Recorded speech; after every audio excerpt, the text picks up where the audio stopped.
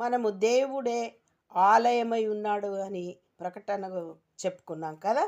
అయితే ఈ భూలోకంలో మరి ఉన్నప్పుడు యేసుక్రీస్తు వారు యూదులతో ఏమని చెప్పాడో చూద్దామా? యోహాను సువార్త 2:19లో యేసు యేసుక్రీస్తు వారు ఈ భూలోకంలో ఉన్నప్పుడు చెప్తున్నాడు యూదులతో, ఈ దేవాలయమును పడగొట్టుడి, 3 దినములలో దాన్ని లేపుదునని వారితో చెప్పాను.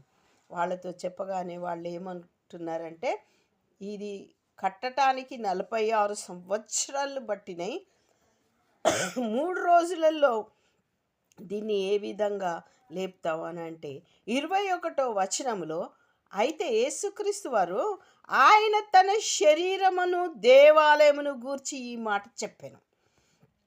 ఆయన ఏంటిది అని అంటే ఆయనకు జరగబోయే మరణం గురించి, తిరిగి 3 రోజులలో లేచేటటువంటి తన యొక్క శరీరం అనే ఆలయం గురించి చెప్పాడు. ఆయనే ఆలయమై ఉన్నాడు కదండి, మనం చెప్పుకున్నాం కదా.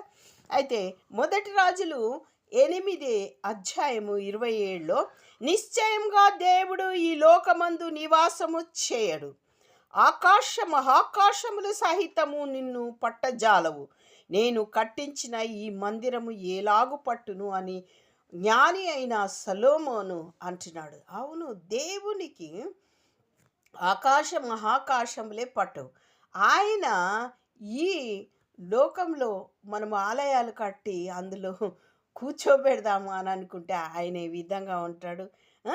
అదే సొలొమోను మాట్లాడుతున్నాడు అని 1 రాజు 8:33 నుంచి, నీ నివాస స్థలమైన ఆకాశమందు విని మా విన్నపములు అంగీకరించుము. అయ్యా, నీ నివాస స్థలము ఆకాశము, అక్కడ మనం అంటే మా మనవులు మేము చేసే ప్రార్థనలు అక్కడ నుంచి విని మమ్మలను అంగీకరించుము, మా విన్నపములను మేము చేసే ప్రార్థనలను అంగీకరించమని జ్ఞాని అయిన సొలొమోను చెప్పుచున్నాడు.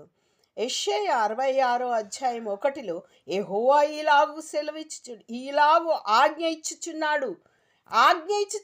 ఏంటిదంట? ఆకాశము నా సింహాసనము, భూమి నా పాదపీఠము. మీరు నా నిమిత్తము కట్టనుద్దేశించు ఇల్లు ఏ పాటిది? నాకు విశ్రమస్థానంగా మీరు కట్టనుద్దేశించినది ఏ పాటిది? చాలామంది పెద్ద పెద్ద మందిరాలు కట్టి వాళ్ళు నేను కట్టినాను అని వాళ్ళ లోపల ఒక రకమైనటువంటి ఏముంటుందండి, అతిశయము అనేది ఉంటుంది. అందు నిమిత్తమై దేవుడు అంటున్నాడు అన్నట్టు,